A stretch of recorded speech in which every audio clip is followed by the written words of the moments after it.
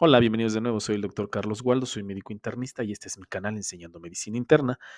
El día de hoy toca subir un caso clínico, un video en donde reviso un tema en específico por medio de un caso clínico y voy haciendo preguntas en el transcurso de la plática, sobre todo para enfatizar algunos conocimientos del tema en general. Este caso clínico lo escogí o lo busqué de manera intencionada porque la semana pasada subí un video acerca de cuál es el mejor antipsicótico en los pacientes que tienen delirio posoperatorio. Spoiler alert, no hay ninguno, ninguno es mejor que otro, sobre todo de los antipsicóticos, y en cambio sí tenemos que hacer un diagnóstico diferencial bastante amplio en este tipo de pacientes. Lo más importante para que el paciente mejore el delirio posoperatorio es la causa subyacente que está generando que ese paciente tenga delirio. Y como vamos a ir viendo en la plática, la investigación del delirio en este tipo de pacientes puede ser extremadamente amplia, inclusive cuestiones un poco difíciles de diagnosticar. Entonces vamos a empezar con la plática. Delirio en el posoperatorio, caso clínico. El motivo de la interconsulta. ¿Por qué se interconsultó al servicio de medicina interna en este caso? Se trataba de una mujer de 64 años de edad que se encontraba en el servicio de ortopedia porque fue sometida a una descompresión electiva del nervio T10 y S1 con fusión por escoliosis idiopática y poco después desarrolla en el posoperatorio retención urinaria aguda, atribuida a una infección del tracto urinario por Escherichia coli y a medicamentos narcóticos que se utilizaron en la cirugía. Se le trata con antibióticos, se inserta un catéter permanente y sus síntomas mejoran y desaparecen, por lo que es trasladada a la unidad de rehabilitación física para pacientes y posteriormente al servicio de ortopedia. En el día 9 del posoperatorio desarrolla cambio agudo en su estado mental, volviéndose repentinamente ansiosa y creyendo falsamente que tiene una enfermedad terminal. Era algo que le estaba comentando de manera constante a las enfermeras y a su familiar. Se realizó una interconsulta al servicio de psiquiatría, quien sugiere que estos síntomas son una manifestación de delirio, dada la reciente cirugía del paciente y la exposición a benzodiazepinas y narcóticos. Ahorita vamos a ver por qué llamaron de primera instancia al servicio de psiquiatría, sobre todo por los antecedentes que la paciente tenía. El día 10 del posoperatorio está despierta, pero ahora está muda y no coopera. Es lo que comentan los médicos del servicio y se consulta al servicio de medicina interna para evaluación de encefalopatía y delirio en esta paciente.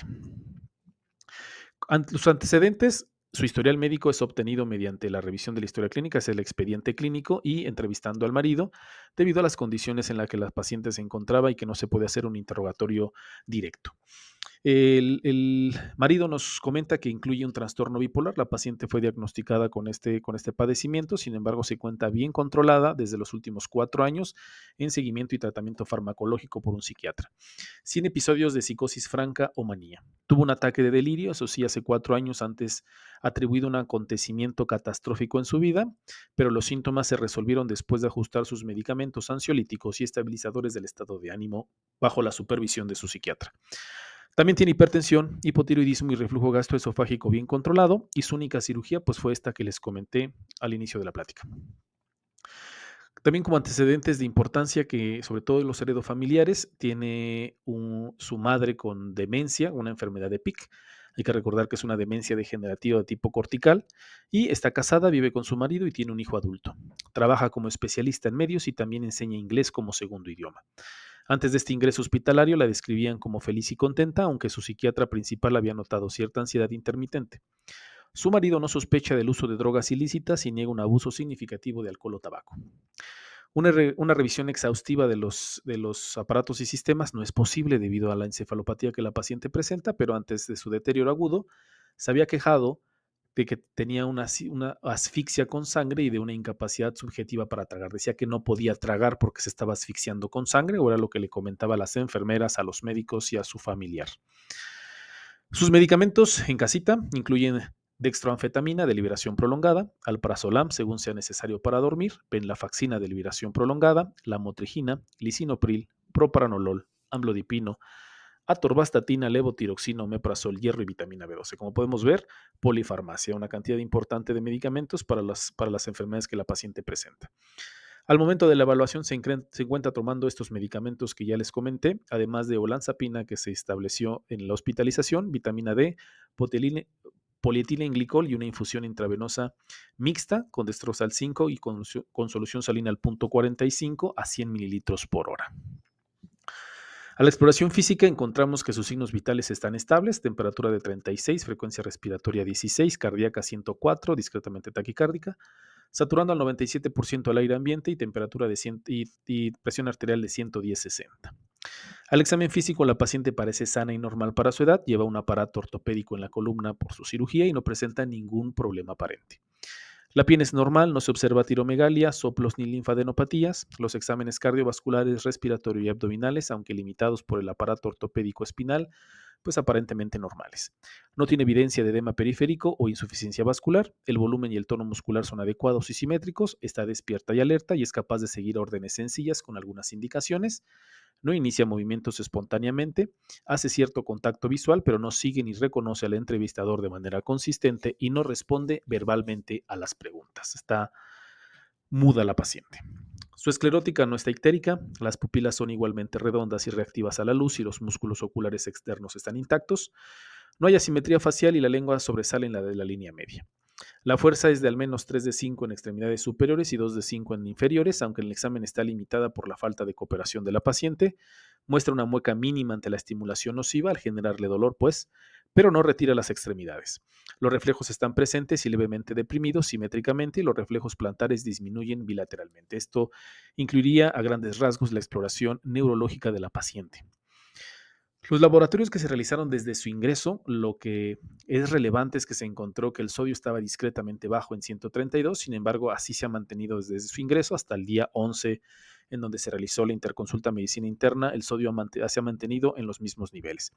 La glucosa de 98, las concentraciones de AST y ALT discretamente elevadas, 59 y 51 respectivamente, y los niveles de amoníaco sérico que solicitaron en el servicio se encontraban indetectables. La vitamina B12, el folato, hormona estimulante de la tiroides y tiroxina libre se encuentran dentro de rangos normales. Hay una leucocitosis leve de 14.000 a expensas de neutrófilos del 86%, con una leve desviación hacia la izquierda. Examen de orina negativo para esterasa leucocitaria, nitritos y leucocitos. Entonces, con todos estos datos que tenemos hasta ahorita de la evolución de la paciente, los antecedentes, el cuadro clínico, la exploración física, y los estudios de laboratorio que tenemos hasta ahorita, es decir, llegando a la interconsulta con estos datos que tenemos de primera instancia, ¿cuál podrían ser los factores de riesgo que predisponen a esta paciente a que esté desarrollando en estos momentos un delirio posoperatorio? Esas son las opciones. Si quieren ponerle pausa, analizarlas y contestarlas ustedes solitos: hiponatremia, polifarmacia, historia familiar de demencia, depresión. Con todos estos datos que ya les proporcioné hasta ahorita, ¿cuál es lo que ustedes piensan que esté provocando a esta paciente que desarrolle un delirio posoperatorio? Antes de revisar cada una de las respuestas de una manera un poco más específica, me gustaría hablar de la alteración del estado mental, sobre todo porque es una de las afecciones más comunes, sobre todo en los pacientes hospitalizados y en los adultos mayores. Esta es una cuestión que se presenta con mucha frecuencia en el hospital. Sin embargo, es bastante desafiante, sobre todo por el abordaje que se necesita hacer en este tipo de pacientes, que puede ser tan simple o tan complejo en algunos casos. Cuando se realiza una consulta por alteración del estado mental, es importante determinar cuál es el dominio afectado del paciente, qué es lo que está realmente afectado. La conciencia, la atención, el comportamiento, la cognición, el lenguaje, el habla, la praxis, que nos pueden reflejar pues, diversos grados de disfunción cerebral y que puedan ser desde leves, desde moderados, desde bastante severos, que es agudo, que es subagudo, es crónico. Sobre esto nos va a ayudar mucho a distinguir y disminuir un poco el diagnóstico diferencial en este tipo de pacientes. Y hablando sobre la definición de delirio, como lo dice la DSM-5, es como un cambio agudo en la atención y la conciencia y puede ser una manifestación de una amplia gama de condiciones, o sea, una gran cantidad de cuestiones puede llegar a provocar delirio en los pacientes, sobre todo hospitalizados. Aquí les pongo en una diapositiva sobre el diagnóstico diferencial que tenemos que hacer en este tipo de pacientes. Como ustedes pueden ver, es larguísimo, es muy extenso el abordaje que tenemos que realizar. Autoinmune inflamatorio, si el paciente está cursando con una infección aislada o sepsis o una infección generalizada, meningitis, encefalitis, abscesos cerebrales, hipertermia, hipohipertiroidismo, cardiovascular como hipertensión, infarto agudo, arritmias, choque, hipoperfusión, hematológicos como síndrome urémico hemolítico, porfiria, anemia, desequilibrio hidroelectrolítico, fármacos, renal, pulmonar, neurológico, en fin, son muchísimas causas que nosotros tenemos que pensar cuando nos enfrentamos con un paciente hospitalizado que está generando delirio y sobre todo en aquellos pacientes en el posoperatorio. Tomando en cuenta lo que tenemos hasta ahorita, los antecedentes, el cuadro clínico, la evolución, la exploración física y los laboratorios, lo podemos reducir a las causas que les puse en la pregunta. La paciente tiene objetivamente hiponatremia, tiene un sodio de 132, la paciente tiene el antecedente familiar de demencia y también tiene el antecedente de un trastorno bipolar que también nos podría hablar que esté cursando con un cuadro de depresión y también polifarmacia.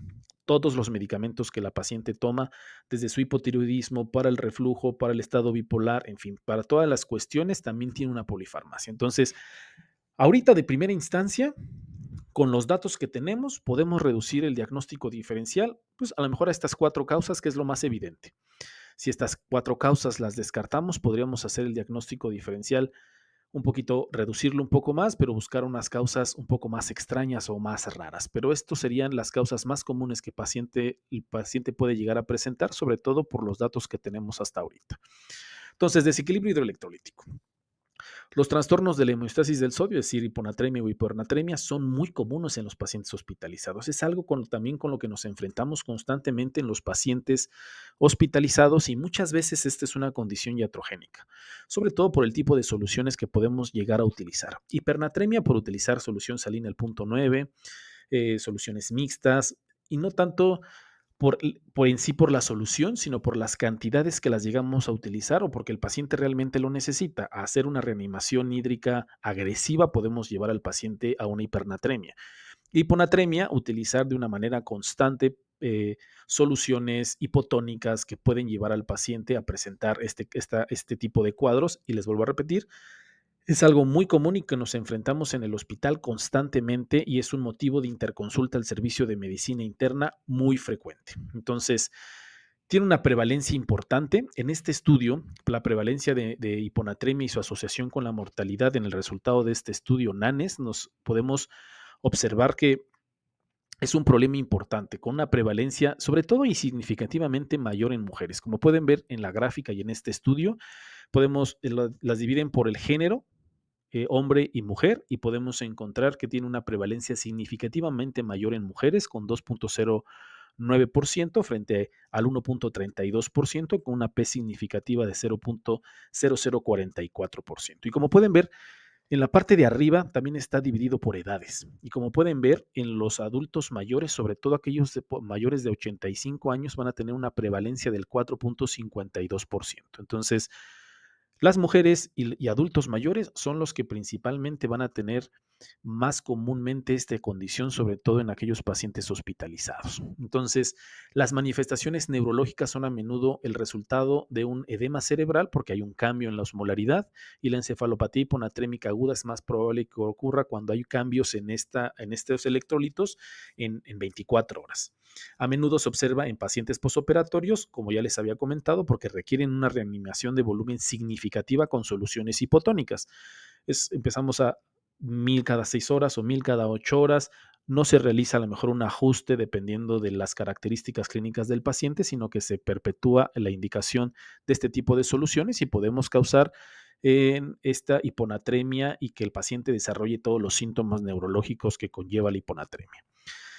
Algo que se ha encontrado en estudios que me llamó mucho la atención es que sobre todo las pacientes que van a tener un daño cerebral permanente, se encontró que es más común en las mujeres jóvenes premenopáusicas. Este es el estudio que encontré, encefalopatía hiponatrémica posoperatoria en mujeres que están menstruando. Los pacientes en este estudio fueron pocos pacientes, se incluyeron 40 mujeres, un 62%, y 25 hombres, un 38%. Sin embargo, con una P significativa de 0,05. Y en comparación, los controles incluyeron 367 mujeres, un 54%, y 307 hombres, 46%. De todos estos pacientes, 34 pacientes desarrollaron daño cerebral permanente o murieron. Pero de estos 34 casos, 33, es decir, el 97%, fueron mujeres.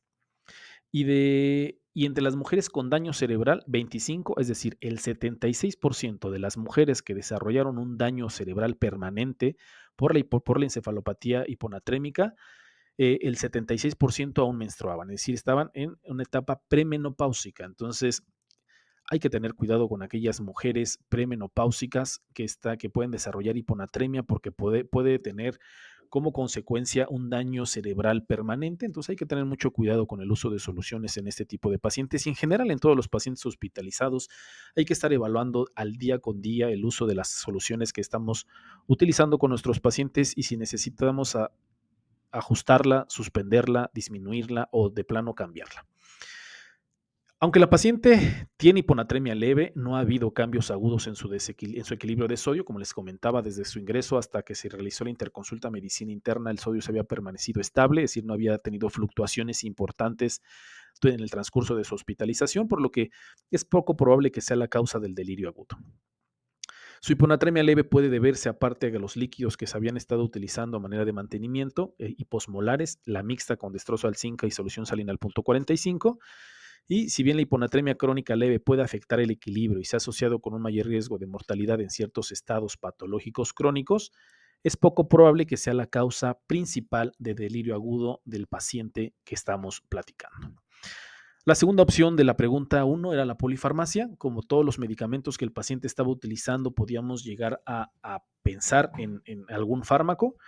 Los pacientes ingresados en el hospital con polifarmacia tienen un alto riesgo de sufrir delirio inducido por fármacos, sobre todo porque tenemos que evaluar las interacciones de los medicamentos que el paciente ya estaba utilizando y los medicamentos que se están indicando durante la hospitalización, inclusive durante el procedimiento quirúrgico.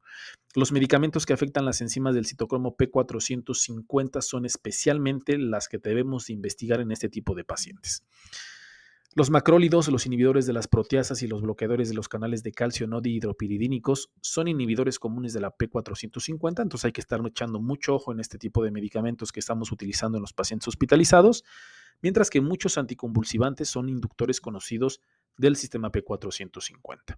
Los inhibidores selectivos de la recapturación de serotonina y los diuréticos también pueden provocar desequilibrios electrolíticos como hiponatremia que pueden predisponer aún más a los ataques de delirio, como ya vimos en las diapositivas previas. Entonces, puede que no sea por el uso de soluciones en los pacientes, sino que por los medicamentos que ya venía tomando el paciente o que instauramos durante su hospitalización, sobre todo los diuréticos o los inhibidores selectivos de la recaptura de serotonina.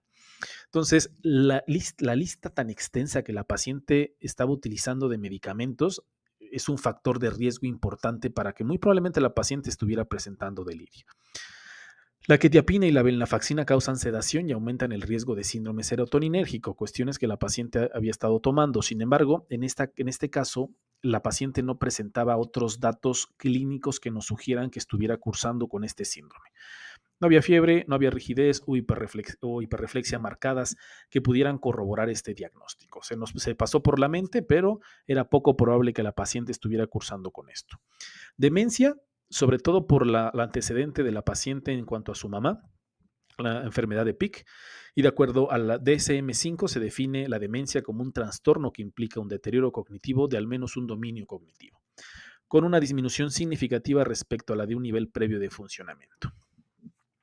Por lo general, el demencia y el delirio no ocurren por separado, sino los pacientes con demencia sí pueden generar delirio, pero generalmente pues nosotros encontramos al paciente con demencia que ya viene con un problema que va evolucionando de una manera subaguda o crónica y que durante la hospitalización se puede agudizar un problema de delirio. Cuestiones que la paciente pues sinceramente no tenía que nos sugiriera que estuviera cursando con un problema de demencia, pero pues se puede desarrollar en los pacientes con demencia una confusión aguda o un delirio. Y esto se refleja por varios cambios fisiopatológicos que dejan susceptible a los pacientes adultos mayores para efectos de los medicamentos anticolinérgicos, o inclusive tener alguna enfermedad de isquemia de pequeños vasos que el paciente esté cursando con una demencia vascular y que se esté agudizando por las circunstancias en el hospital. Por lo tanto, el diagnóstico de la demencia sigue siendo un desafío importante en este tipo de pacientes, ya que debe distinguirse claramente de otros trastornos como el delirio y la depresión. El cambio agudo en el caso de este paciente hace que el diagnóstico aislado de demencia sea muy poco probable y hay que descartar algunas otras situaciones en esta paciente y dejar la demencia quizá como un diagnóstico de descarte. Enfermedad mental, sobre todo por los antecedentes de la paciente de una enfermedad bipolar, podríamos pensar en que pudiera llegar a tener algún tipo de problema como depresión la paciente que esté generando el delirio que está presentando en estos momentos. Sobre todo porque hay varios estudios que han examinado el vínculo entre los trastornos de salud mental preoperatorios y el delirio posoperatorio. Y uno de ellos es la depresión. Puede ser un factor de riesgo para el delirio posoperatorio en pacientes sometidos a cirugía ortopédica electiva. Este es uno de los artículos que habla al respecto. La influencia de una historia de depresión clínica en los resultados perioperatorios en la artroplastia total de hombro electiva.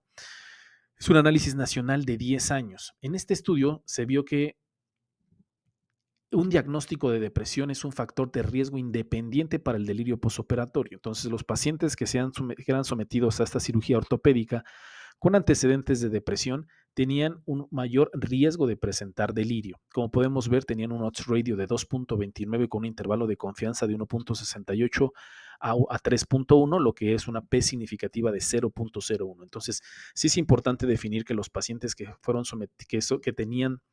que fueron sometidos a una cirugía ortopédica tenían el antecedente de depresión o estaban cursando con depresión previo al procedimiento y podría llegar a explicar el delirio que la paciente está presentando en el posoperatorio.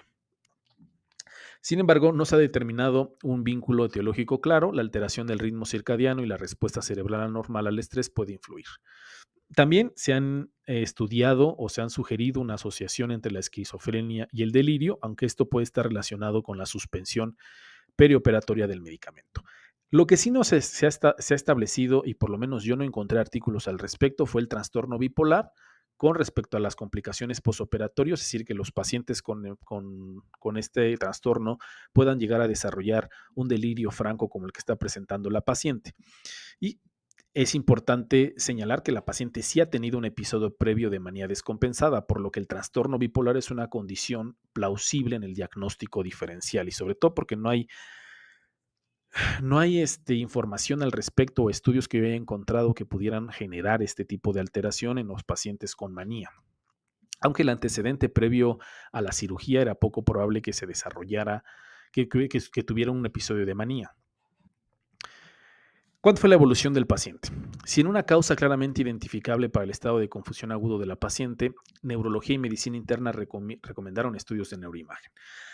Había algunas sospechas clínicas que son las que comentamos en la pregunta número 1, pero no se llegó a una causa clara de la etiología del delirio de este paciente, por lo que se solicitaron tomografía y resonancia magnética que se realizaron en el día 11 del posoperatorio y que demostraron enfermedad isquémica crónica de pequeños vasos, compatible con la edad del paciente, así como atrofia frontotemporal. No hay evidencia de efecto de masa, sangrado o isquemia aguda, y de la noche a la mañana ella quedó obnubilada. Es decir, después de la realización de los estudios de neuroimagen, la paciente estaba obnubilada. Si bien sus signos vitales estaban estables y no tenía fiebre, se repitieron los estudios básicos del laboratorio, imágenes y electrocardiograma, y los resultados no cambiaron con respecto a las pruebas recientes. Estaban exactamente igual. Por lo que fue trasladada a la unidad de cuidados intensivos para un seguimiento más estrecho. Lo que nos lleva a la pregunta número 2. Con este deterioro, obnubilada la paciente, aún muda y sin mucha respuesta al ámbito externo, ¿cuál es la causa más probable del deterioro del estado mental del paciente y cuál es el siguiente paso más apropiado? ¿Cuál sería lo que le está generando este deterioro a la paciente y el delirio? ¿Y qué es lo que tenemos que hacer? La paciente esté cursando con un accidente cerebrovascular agudo, por lo que tenemos que repetir la resonancia magnética, pero en esta ocasión con contraste.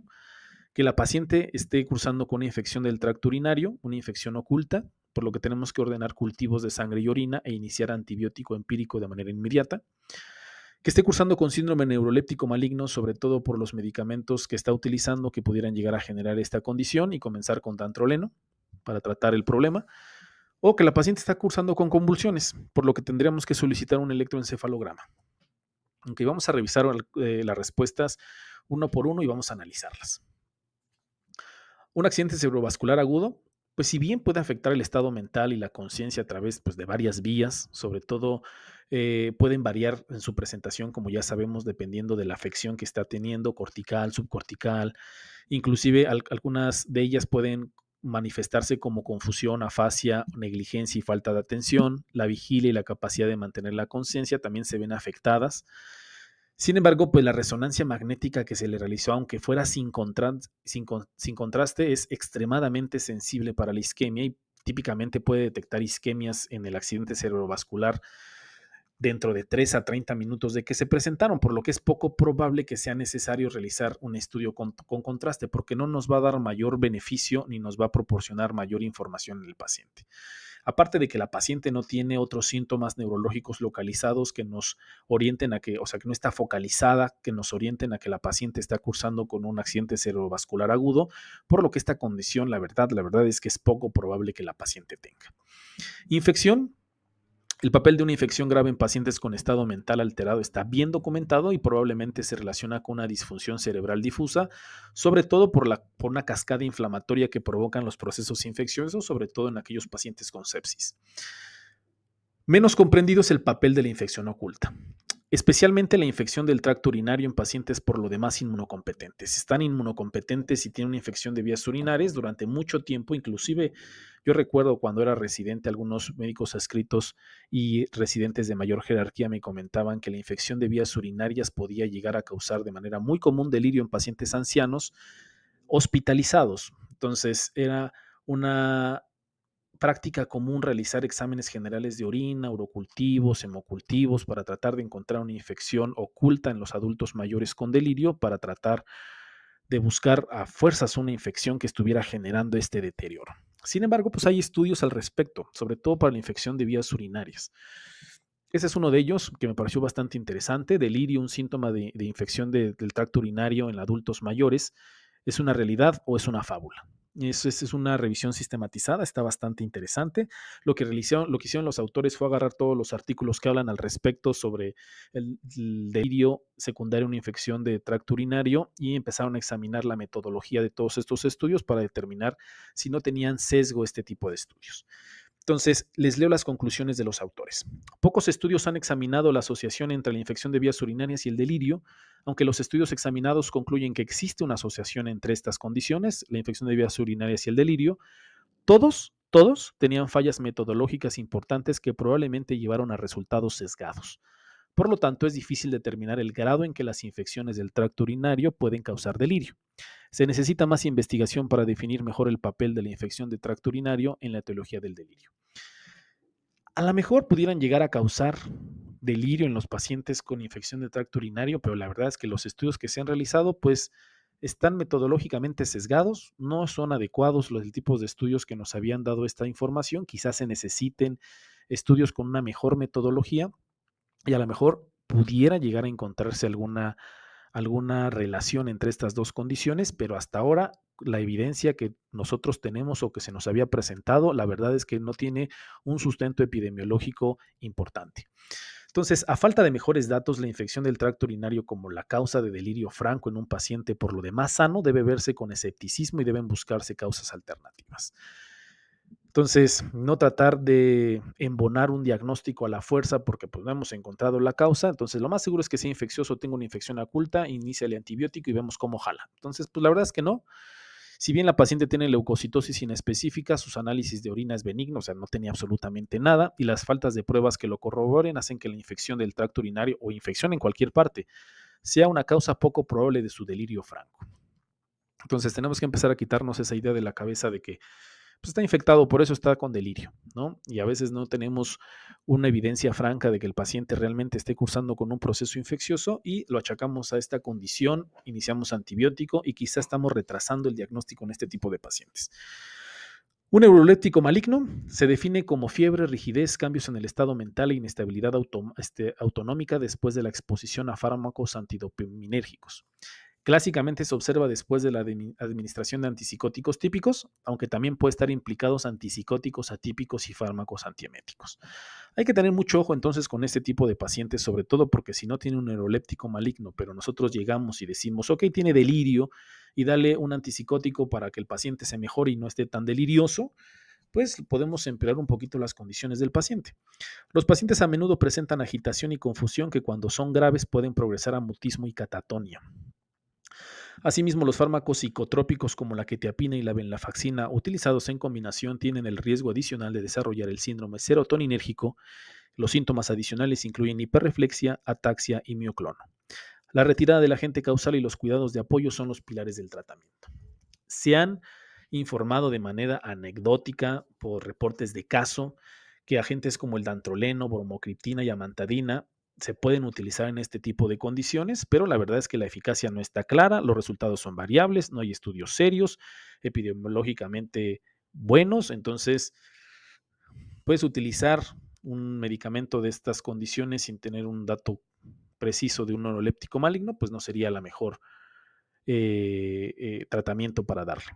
Como se señaló anteriormente, la adición de quetiapina a la larga ya lista de medicamentos que la paciente estaba utilizando previamente en casa y que se continuaron en la hospitalización, nos pudiera hacer pensar en un neuroléptico maligno, un serotoninérgico, pero la falta del resto de los hallazgos neurológicos para poder decir que está cursando con alguna de estas dos condiciones, pues no los tiene la paciente, no cuadra con ninguno de estas dos, con estos dos problemas, por lo que es muy poco probable que esté cursando con este problema.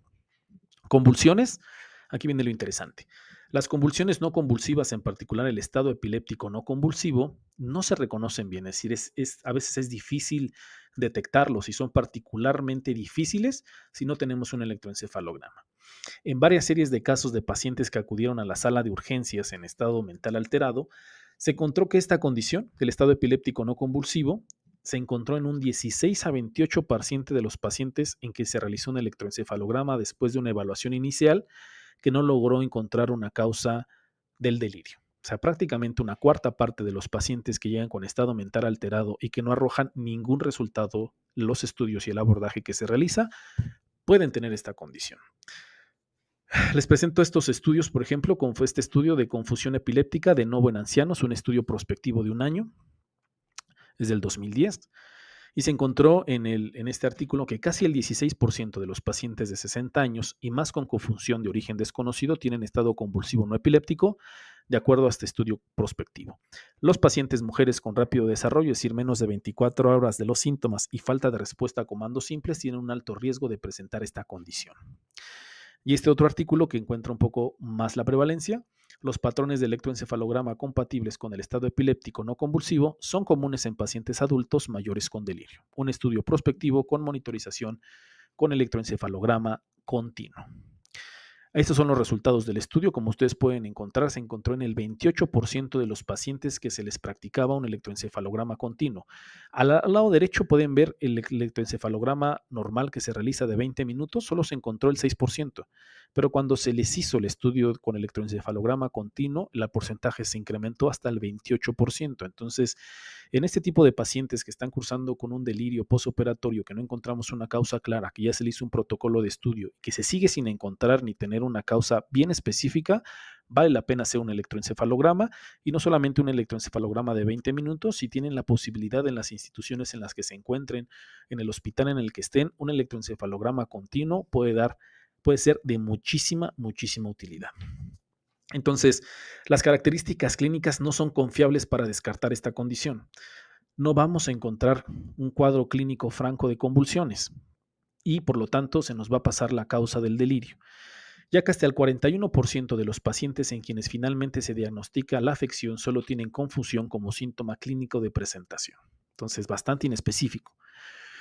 Del mismo modo, la alternancia de periodos ictales y posictales, como el paciente va a estar entrando y saliendo de las crisis convulsivas, bueno, de no las crisis convulsivas, sino en un estado epiléptico no convulsivo, se puede imitar el curso típico de altibajos que clásicamente se asocia con el delirio por otras causas. Los hallazgos físicos como nistagmus, anisocoria e hipo pueden ser útiles, pero a menudo se pasan por alto o están ausentes. Por lo tanto, el electroencefalograma es un requisito esencial para el diagnóstico. Dada la falta de un diagnóstico claro, se debe considerar un estudio de electroencefalograma, por lo menos en la paciente del caso clínico en la que no hay un diagnóstico definitivo ni una causa clara. El electroencefalograma es el siguiente paso a seguir. ¿Qué fue lo que pasó? En la unidad de cuidados intensivos, los signos vitales se mantuvieron estables y aunque ahora se estaba despertando, no podía seguir órdenes y permanecía muda. No inicia el movimiento espontáneamente, pero ofrece ligera resistencia a los movimientos pasivos, sosteniendo y manteniendo las posturas en las que se colocan sus extremidades. Si le subías el brazo, lo dejaba arriba. Si le subías la pierna, la dejaba arriba. Es decir, permanecía con una posición medio espástica. Mantenía los ojos cerrados, pero cuando el médico examinador los abre, se observa mirada desconjugada y ya se observaba anisocoria en la paciente. Lo que nos lleva a la pregunta número 3. ¿Qué entidad es más consistente con estos hallazgos físicos y cuál es el siguiente paso en el tratamiento? Ya con toda la evolución y el abordaje que la paciente se le ha estado realizando, ¿qué es lo que ustedes están pensando en estos momentos ya con la aparición de la anisocoria? Y con la espasticidad de las extremidades y de las partes del cuerpo que está presentando. Número 1, catatonia secundaria, trastorno bipolar tipo 1. Hay que hacer un reto con clorazepam intravenoso 2 miligramos para ver si responde. Parálisis del nervio oculomotor debido a un aneurisma intracraneal agrandado y hacer un descenso agresivo de la presión arterial y elevación de la cabeza de la cama. Leucoencefalopatía tóxica, cuidados de apoyo y retirada del agente causal. O un estado epiléptico no convulsivo, hay que hacer un reto con lorazepam intravenoso a 2 miligramos y solicitar un electroencefalograma. Vamos a revisar cada una de las opciones que tenemos dentro del diagnóstico diferencial. Como ustedes pueden ver, estas ya son condiciones mucho más específicas, no tan generales como las que les había presentado en la diapositiva previa del diagnóstico diferencial. Debido a la evolución clínica del paciente, pues ya se redujeron y ya son un poco más específicas las opciones diagnósticas que tenemos. Catatonia. La DSM-5 define la catatonia como un síndrome conductual que complica una condición médica o psiquiátrica subyacente. Se encuentra con mayor frecuencia en enfermedades psiquiátricas que incluyen trastorno bipolar, como la de la paciente, depresión mayor y esquizofrenia. La aquinesis, el estupor, el mutismo y la flexibilidad serosa a menudo dominan el cuadro clínico. La fisiopatología está mal definida, pero probablemente implica desequilibrios neurotransmisores, particularmente con un aumento de la actividad de la N-metilaspartato y la supresión de la actividad del ácido gamma-aminobutírico. Esta hipótesis está respaldada por el hallazgo de que las benzodiazepinas, la terapia electroconvulsiva y los antagonistas NMDA, como la mantadina, son eficaces en el tratamiento de la catatonia. Los hallazgos de anomalías neurológicas focales justifican una mayor investigación. El electroencefalograma puede llegar a ser necesario para diferenciar la catatonia de un estado epiléptico no convulsivo, y ya que en ambos puede responder a un reto con benzodiazepinas, como la catatonia pura es un diagnóstico de exclusión, es necesario realizar más estudios incluyendo electroencefalograma para confirmar el diagnóstico. Es una posibilidad, sobre todo por el antecedente de trastorno bipolar. Podríamos hacer un reto diagnóstico con benzodiazepinas, pero lo más importante en estos momentos sigue siendo realización de un electroencefalograma. Parálisis del nervio oculomotor. La tomografía sin contraste y la punción lumbar son muy sensibles para realizar este tipo de diagnóstico de hemorragia centinela dentro de las primeras 24 horas. Es poco probable que la paciente esté desarrollando este tipo de problema, pero es una de los diagnósticos diferenciales en los cuales tenemos que pensar. Leucoencefalopatía tóxica es una destrucción generalizada de la mielina, particularmente en los tractos de la materia blanca que sustenta las funciones corticales superiores. Puede ser causadas por agentes antineoplásicos, agentes inmunosupresores y solventes industriales, así como por el abuso de drogas vaporizadas como la heroína. En sus formas leves puede provocar alteraciones del comportamiento o falta de atención, y en formas graves puede estar presente un síndrome neuroconductual de mutismo asinética o que puede simular catatonia. Por eso se puso dentro de los diagnósticos diferenciales, exactamente por esto último, que puede generar mutismo asinético y que puede simular catatonia. Sobre todo este tipo de diagnóstico se basa en la historia clínica y en los estudios de neuroimagen, en particular la resonancia magnética, que podemos observar hiperintensidad en los tractos de la sustancia blanca en imágenes potenciadas en T2. Sin embargo, esta paciente no tiene antecedentes claros de exposición a un agente típicamente asociado con leucoencefalopatía tóxica y no tiene hallazgos en la resonancia magnética que nos orienten hacia este tipo de diagnóstico. ¿Cuál fue la evolución de la paciente? Debido a que los estudios de neuroimagen no revelaron lesiones cerebrales estructurales ni causas de hernia cerebral, el paciente recibe una prueba de 2 miligramos de lorazepam, que es lo que les comentaba, debido a que el estado epiléptico no convulsivo y la catatonia se le debe de hacer un reto con benzodiazepinas. Se optó por la realización de aplicar 2 miligramos de lorazepam intravenoso para tratar un posible este evento epiléptico no convulsivo, y posteriormente se observa una mejoría en su anisocoria, desviación de la mirada y de la encefalopatía. El electroencefalograma revela convulsiones focales frecuentes que surgen de las regiones frontales, mesiales, con propagación hemisférica bilateral compatible con un estado epiléptico no convulsivo focal bifrontal. Sin embargo, su condición comenzó a deteriorarse, con anisocoria y mirada desconjugada otra vez. Se administran dosis adicionales de lorazepam y terapia adicional con fenitoína intravenosa. Se realiza intubación para proteger la vía aérea. La monitorización continua del electroencefalograma se realizó por fin y reveló múltiples convulsiones frecuentes que surgen de los territorios bifrontales, por lo que sospecha de un estado epiléptico no convulsivo focal persistente. Se inició un goteo de midazolam para la supresión de la actividad cerebral, y durante 24 horas el electroencefalograma muestra la resolución de la actividad convulsiva, y a medida que se retira la sedación a la paciente se despierta y sigue órdenes de manera constante, tolerando la extubación sin complicaciones. El estado neurológico permanece estable durante las siguientes 48 horas, habiendo regresado a su nivel de funcionamiento neurológico basal. Puede ser trasladada fuera de la unidad de cuidados intensivos en condición estable mientras continúa con la terapia antiepiléptica programada con fenitoína, trasladada al servicio de medicina interna y posteriormente egresada aparentemente sin ningún problema. Entonces, a manera de conclusión, la alteración del estado mental es uno de los motivos más frecuentes de consulta médica y sobre todo para el servicio de medicina interna. Obviamente para neurología, ¿no? Es neurología, si tienes un servicio de neurología en el hospital, es una causa muy común de interconsulta. Si no se cuenta con neurólogo en el hospital, es una causa bastante frecuente de interconsulta al servicio de medicina interna. Por lo que el estudio y tratamiento de causas metabólicas, tóxicas, psiquiátricas y neurológicas tienen que entrar dentro del diagnóstico diferencial, y si puede hacerse un enfoque multidisciplinario, eso es lo ideal que se debe realizar. Los médicos que atienden a estos pacientes deben evitar sacar conclusiones prematuramente cuando la condición clínica del paciente no responde a las medidas típicas. Es decir, si las medidas no farmacológicas no están funcionando, si las causas más comunes de delirio no se las encuentran y el protocolo inicial no arroja ningún tipo de resultados, tenemos que continuar con el abordaje, inclusive buscando cuestiones no tan comunes. El delirio en pacientes hospitalizados requiere un estudio minucioso e individualizado. En caso de esta paciente se encontró que los hallazgos clínicos del delirio hipoactivo eran manifestaciones de un estado epiléptico no convulsivo. Una enfermedad neurológica, si bien es rara y potencialmente mortal, también es potencialmente reversible. Al establecer las condiciones como diagnóstico, primero se debe prestar especial atención a la investigación de los desencadenantes ambientales o metabólicos que pueden estar provocando la enfermedad. Es decir, tenemos que buscar también en lo que le está generando este tipo de problema de un estado epiléptico no convulsivo. En el caso de esta paciente, una evaluación médica exhaustiva que incluyó análisis de orina, sangre, líquido cefalorraquídeo, no pudo identificarse un trastorno claro o una causa infecciosa.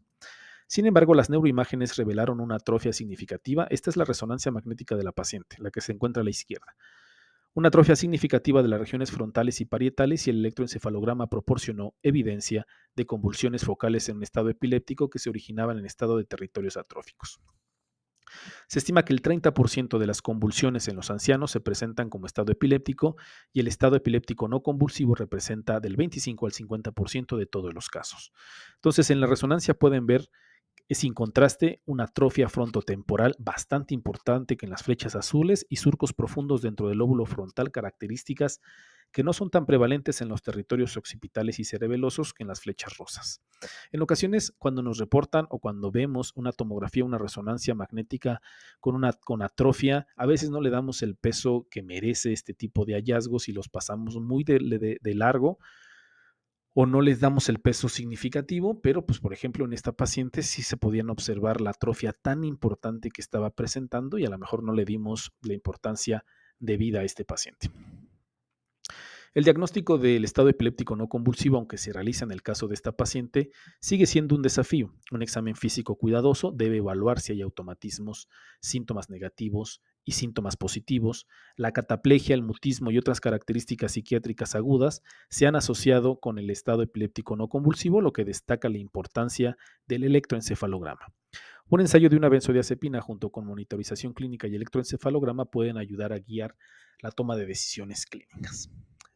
Los invito a que hagan una revisión sobre esta condición. Estado epiléptico no convulsivo es, como pueden ver, puede ser una causa importante de delirio y aparte pues, de deterioro de un paciente hospitalizado, por lo que vale la pena que estemos conscientes de que esto existe, de que esto se presenta, de que tenemos que hacer la evaluación en este tipo de pacientes y que tenemos que conocerla, que es lo más importante. Enfermedad o condición que no conocemos, pues nunca la vamos a buscar y se nos puede pasar por alto. Entonces, eso es todo hasta ahora. Espero que les haya gustado, espero que sea de utilidad en su práctica clínica, sobre todo para sus pacientes que se encuentran hospitalizados y que estén conscientes del extenso abordaje que este tipo de pacientes necesitan. Si no me siguen, síganme, déjenme algún comentario. Si quieren algún tema en específico que revise algún tipo de artículo, por favor háganmelo saber en los comentarios. Y pues eso sería todo por el día de hoy. Que tengan un bonito día y una excelente semana.